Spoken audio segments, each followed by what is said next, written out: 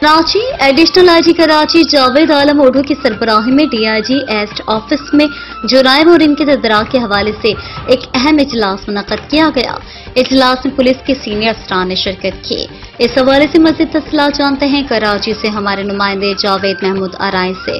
जी जावेद, क्या तफसीलात हैं आपके पास, आगाह कीजिएगा। जी बिल्कुल, एडिशनल आईजी कराची जावेद आलम ओढू की सरबराही में डीआईजी ईस्ट ऑफिस में जराइम और इनकी तदराक के हवाले से एक अहम इजलास मुनक्किद किया गया।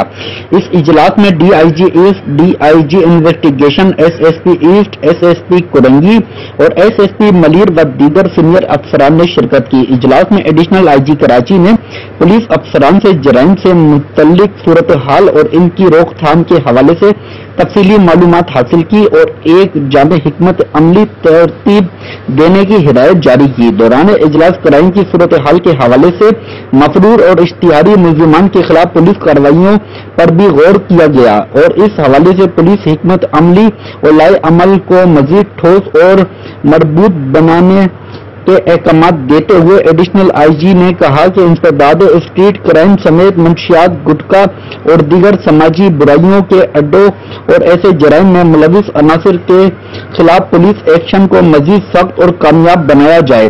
पुलिस एस्टेब्लिशमेंट की सिक्योरिटी को यकीनी बनाने की हिदायत जारी की। मुकदमात की तफ्तीश को जदीद व टेक्निकल बुनियादों पर इस्तावार करने की हिदायत जारी की। इजलास के इख्तिताम पर पुलिस चीफ ने डीआईजी ईस्ट और इनकी टीम की कारकर्दगी को सराहा और मजीद बेहतरी की उम्मीद जाहिर की। जी।